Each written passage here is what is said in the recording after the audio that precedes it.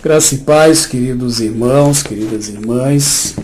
Estamos aí na nossa escola bíblica discipuladora, no estudo 4, do tema Batalha Espiritual. Espero aí que você possa estar conseguindo desenvolver bem o seu estudo. E hoje vamos falar um pouco sobre conhecendo o nosso inimigo, o inimigo das nossas vidas. E eu achei muito interessante um tempo atrás que eu li sobre os funcionários do banco que, quando eles são treinados para começar o trabalho, eles são treinados a identificar as notas falsas que possivelmente possam estar circulando. E foi-lhes dado nesse artigo que eu li 5 notas de valores diferentes, e eles teriam que analisar, avaliar aquelas notas e dizer se as notas eram ou não verdadeiras. E ali chegar a alguma dedução. Depois de analisarem, passarem algum tempo com aquelas notas, olhando, revirando, passando a mão, e todos eles foram unânimes em dizer que não havia notas falsas ali, que todas as notas eram notas verdadeiras. E aí o instrutor disse: sim, todas as notas que vocês têm em mãos são notas verdadeiras. E aí um dos candidatos ali, um dos novos funcionários, curioso, ele falou: mas se nós só tivermos notas verdadeiras e não vamos aprender como são as notas falsas, como que a gente vai fazer na hora, ali no caixa, no momento do movimento? Como que nós vamos fazer se a gente só conhece as notas verdadeiras? E aí o instrutor, muito sabiamente, disse o seguinte: se vocês entenderem, conhecerem, tiverem um tato, os detalhes, tudo aquilo que envolve a nota verdadeira, jamais vocês deixarão passar uma nota falsa. Basta conhecer a nota verdadeira. Isso tem muito a ver com a nossa vida cristã, pois no dia a dia, se nós conhecermos a verdade, dificilmente, e eu digo dificilmente porque por vezes a carne é fraca, mas vai ser muito difícil um discípulo e uma discípula de Jesus cair nas artimanhas do inimigo, pois conhece a verdade. E a verdade é Cristo Jesus. Essa verdade está à disposição na sua palavra. A batalha espiritual, ela envolve isso, conhecermos a verdade. E conhecer a verdade que vem da palavra de Deus. Hoje nós vivemos uma sociedade em que ela tem tido várias verdades. E nessas várias verdades tem seduzido, tem feito com que as pessoas sejam enganadas com mentiras disfarçadas de verdade. E nesse sentido, as pessoas, por não conhecerem a verdade, acabam sendo enganadas. A gente vê no dia a dia muitas coisas que olhamos pela palavra de Deus e vemos que aquilo é pecado, que aquilo não está correto, que aquilo traz prejuízo, mas já se virou um costume, uma cultura que não é uma cultura de Deus, do reino, e as pessoas, incluindo, e não vou descartar isso, incluo também as pessoas que estão dentro da igreja, vão sendo enganadas com essas falsas verdades, com essas mentiras. Então, querida do Senhor, um dos princípios para conhecer realmente o inimigo e as suas artimanhas é conhecer a verdade. É conhecer aquilo que a palavra nos ensina. Eu vou dar um exemplo bem interessante. Quando vamos lá em Gênesis, quando Eva ela é enganada pela serpente, e assim também Adão, eles esqueceram da palavra de Deus, esqueceram da verdade. Eles se deixaram seduzir.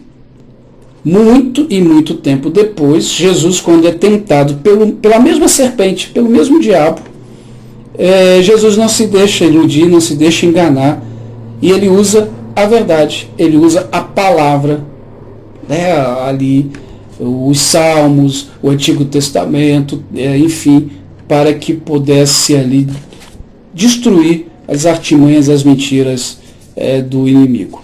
Eu quero ler em Efésios 6, de 10 a 13, onde temos baseado boa parte desse estudo, que diz assim: finalmente fortaleçam no Senhor e no seu forte poder.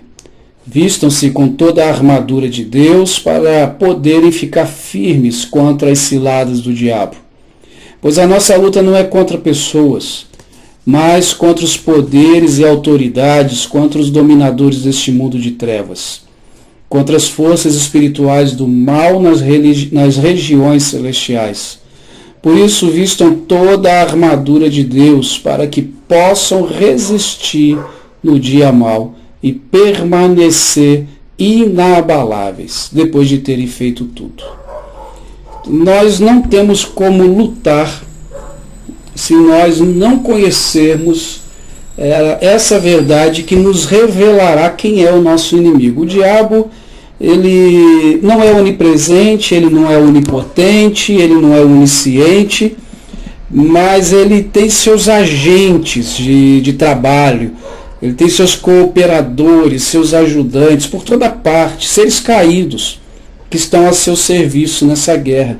E é necessário a gente pedir a Deus discernimento para que reconheçamos essas artimanhas. Eu acho interessante que na inteligência militar, um dos papéis cruciais em uma guerra é a compreensão do inimigo, a compreensão do seu armamento, de onde estão posicionados, como que eles agem, pois se eles não souberem esses detalhes, eles poderão, ao ir para uma guerra, para uma batalha, fracassarem.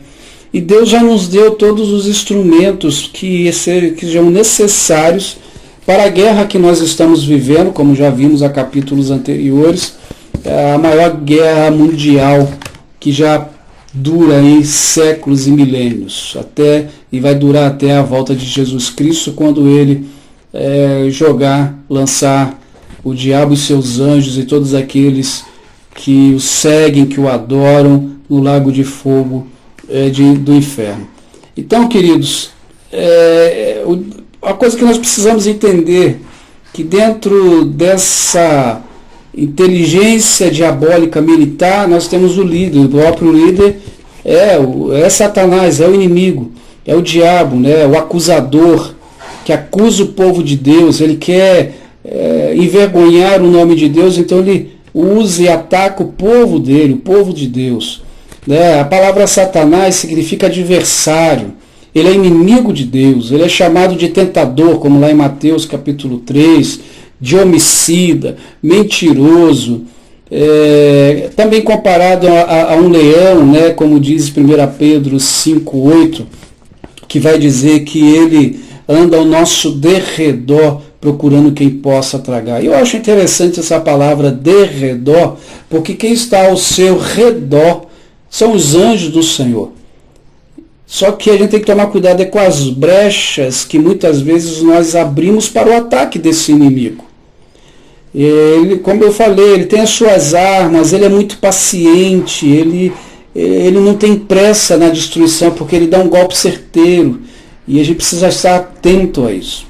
Ele tem seus ajudantes, Efésios 6, de 10 a 24, fala de uma existência de um exército de criaturas demoníacas, e que seus ataques são realizados contra os cristãos. O apóstolo João dá a entender que 1/3 dos anjos caiu junto com ele, com Satanás, quando ele se rebelou contra Deus. Você vai encontrar aí na sua apostila a referência para esse tema, e Apocalipse capítulo 12, verso 4. E a carne, ou melhor, perdão, a cerne dessa questão da batalha, ela não é contra os seres humanos, mas é contra os poderes espirituais. E, lógico, o inimigo vai usar pessoas que andam no caminho dele para tentar destruir você e a mim. Então eu quero chamar a sua atenção. Quem é esse inimigo? O inimigo é o próprio diabo, que quer destruir a igreja do Senhor, quer destruir você, quer destruir a obra de Deus. Ele tem seus ajudantes, com isso ele não é onipotente, torna a dizer, onisciente, ou ele não está em todos os lugares, ele não conhece todas as coisas, ele não tem todo o poder, mas ele tem aqueles que trabalham para ele. Tem ali, você viu na sua apostila, né, as aptidões, né, o dom de Satanás, né, como eu vi uma vez. Paulo nos chama a atenção que esse inimigo ele é um inimigo forte e que precisamos do poder de Deus para sermos capazes de enfrentá-lo. É Deus que o destrói, é Deus que bloqueia para a obra dele. E nós devemos nunca subestimar o poder de Satanás. Não é por acaso que ele é comparado a um leão e como um dragão. Né? O livro de Jó mostra que ele pode fazer ao corpo. Né? A gente viu que ele fez ao corpo de Jó. Mas a gente precisa entender que ele não é fraco. Ainda que ele já seja derrotado pelo Senhor, ele está ativo. Nós não podemos subestimá-lo. Jesus chamou ele de ladrão que vem para roubar. Ele rouba a nossa paz, ele rouba a nossa fé, ele nos mata espiritualmente, ele nos mata emocionalmente e destrói tudo aquilo que o Senhor já começou na sua vida. Ele também é muito malicioso, as suas ciladas, e a palavra ciladas, ela dá a entender que é alguém que tem artifícios, que é astucioso, tem seus estratagemas muito bem montados. E o cristão não pode se dar o luxo de ignorar isso. Algumas pessoas elas têm esse poder, né, de induzir, de seduzir, e elas são usadas mesmo pelo próprio inimigo. Nós precisamos tomar muito cuidado com isso. Tá? A gente também não pode subestimá-lo, e também nós não podemos ficar dando muita autoridade e poder para ele. Há sempre esses dois extremos, né, de muitos cristãos que acham que ele não tem nenhum poder e outros que colocam muito poder para ele. Ele já é derrotado. Precisamos também entender que esse inimigo não é mais poderoso que o nosso Deus. Mas não podemos relaxar com seus ataques.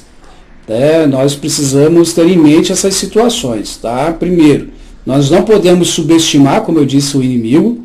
Há muitas pessoas que negam a existência dele, muitas pessoas, inclusive, dentro da própria igreja, que acham que não existe esse negócio de diabo, que não existe inferno e que, na verdade, tudo o que acontece é pura maldade de homens que estão afastados de Deus.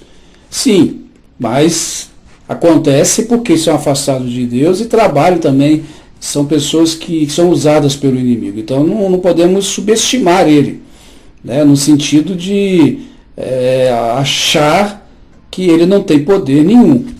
E também não podemos